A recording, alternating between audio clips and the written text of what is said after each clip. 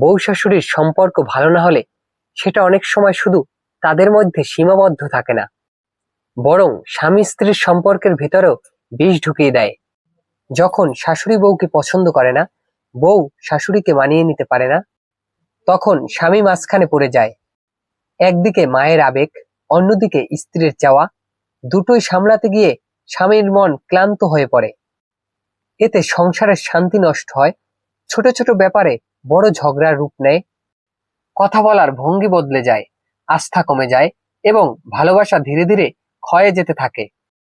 সবচেয়ে খারাপ দিক হলো, যেখানে একে অপরের ভরসা থাকার কথা, সেখানে শুরু হয় দূরত্ব আর সন্দেহের খেলা। এমন পরিস্থিতি সামলাতে হলে উভয়ের ধৈর্য, সহনশীলতা এবং বোঝাপড়া প্রয়োজন। শাশুড়ি বউ যদি একে অপরকে প্রতিদ্বন্দ্বী না ভেবে পরিবারের অংশ হিসেবে মেনে নেন, আর স্বামী যদি পক্ষ না করে ন্যায্যভাবে দুই দিক সামলায়, তবেই সংসারের শান্তি ফেরে। যখন বউ শাশুড়ির সম্পর্ক খারাপ হয়, তখন সংসারের প্রতিটি কোণে অশান্তির ছাপ পড়ে।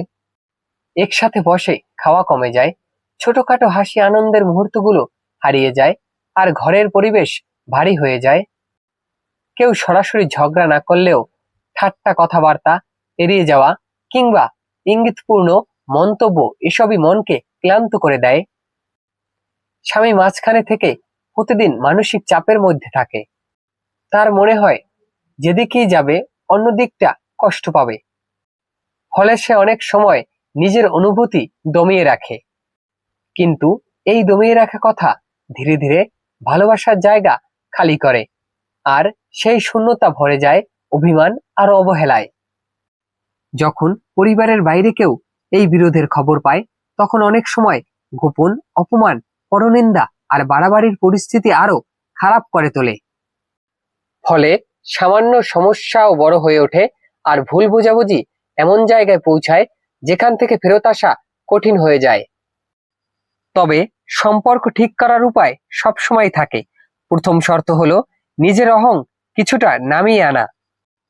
শাশুড়ি যদি বউকে মেয়ের মতো ভাবেন, আর বউ যদি শাশুড়িকে দ্বিতীয় মায়ের মর্যাদা দেন, তাহলে অনেক সমস্যাই আগেই শেষ হয়ে যাবে। স্বামীও যদি ন্যায় ও সহনশীলতার সাথে দুই দিক সামাল দেয়, সংসারের শান্তি ফেরানো সম্ভব। কারণ শেষ পর্যন্ত পরিবারের মানে প্রতিযোগিতা নয়, বরং একে অপরকে সম্মান, সহানুভূতি আর ভালোবাসা দেওয়া। যেখানে জেতা মানে সবাই মিলে হাসি মুখে থাকা।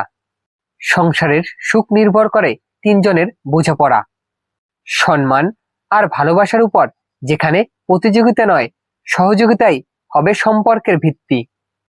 সবাইকে ধন্যবাদ এত সময় পাশে থাকার জন্য।